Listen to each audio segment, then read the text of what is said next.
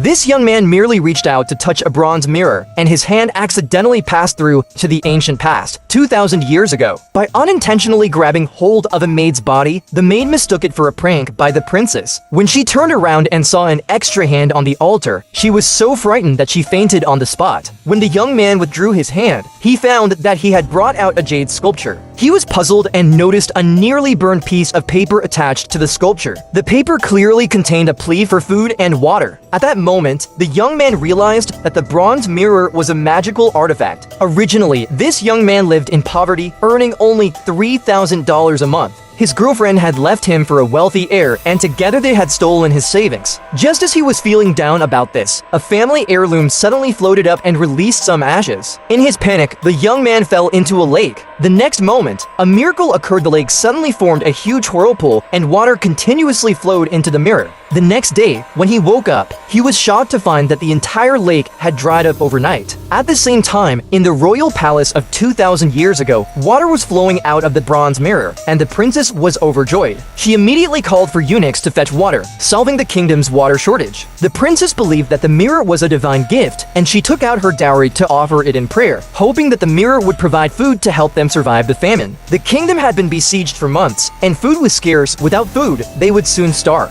Back in the modern world, the young man became curious about the mirror's powers. He cautiously reached into the mirror again and pulled out a jade sculpture and a half-burnt ancient note. The note asked for food in exchange for treasures. Excited, the young man realized that he could exchange food for wealth. However, he was broke and could hardly afford to buy food. Just then, he received a notification about a city treasure appraisal show, and he decided to participate, bringing the jade sculpture with him. The rules of the show were strict. If the treasure was identified as a fake, it would be destroyed on the spot, and any destruction of the item would require 10 times compensation. Coincidentally, his ex-girlfriend and her wealthy lover were the judges of the show. When they saw him, his ex-girlfriend assumed he had come to beg for her back and colluded with the wealthy heir to humiliate him. When the young man presented the jade sculpture, the wealthy heir falsely accused it of being a fake and smashed it on the spot. The president of the Appraisal Association was watching the live broadcast and, upon recognizing that the sculpture was a royal relic from the Great Zhou dynasty, rushed to the scene. Meanwhile, in an attempt to prove the treasure's authenticity, the young man reached into the bronze mirror again.